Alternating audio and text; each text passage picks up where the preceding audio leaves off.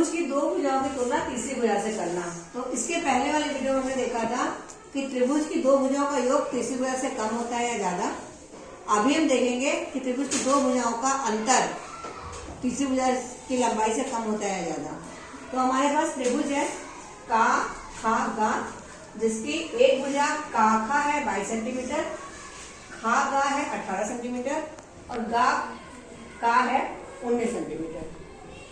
तो अब पहले तो हम क्या करेंगे, भुजा का खा में से भुजा गा का घटाएंगे, यानी कि 22 सेंटीमीटर से 19 सेंटीमीटर घटाएंगे और देखते हैं क्या होता है।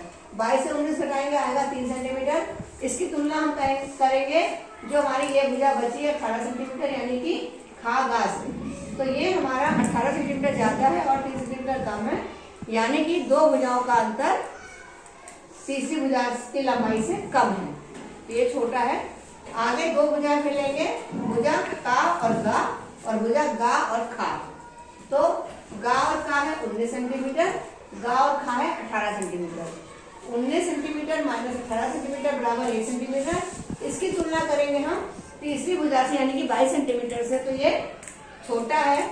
तो यहाँ भी हम देख रहे हैं कि दो भुजाओं का अंतर तीसरी भुजा से कम है।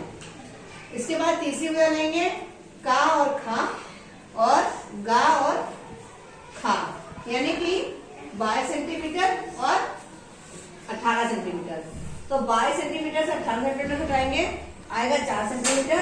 फिर इसकी तुलना करेंगे हम तीसरी भुजा से जो 19 सेंटीमीटर की है। यहाँ पर भी हम देख रहे हैं कि तीसरी भुजा की लंबाई इनके अंतर से अधिक है, यानी कि ये हमने देख लिया कि त्रिभुज की किन्हीं दो भुजाओं का अंतर तीसरी भुजा की लंबाई से कम होता है। इसे हम धागे की सहायता से भी ज्ञात कर सकते हैं, जैसे कि एक त्रिभुज हमारे पास है। पहले तो हम ऐसा करेंगे, इसकी दो भुजाओं की लंबाई का अंतर ज्ञात करेंगे।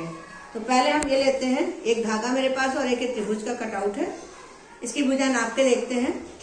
पहले ये भुजा ले रहे हैं और फिर इस भुजा का अंतर देखना है। तो यही जिससे हमने इसको नापा है, इसी डोरी से हम इस भुजा को नापेंगे।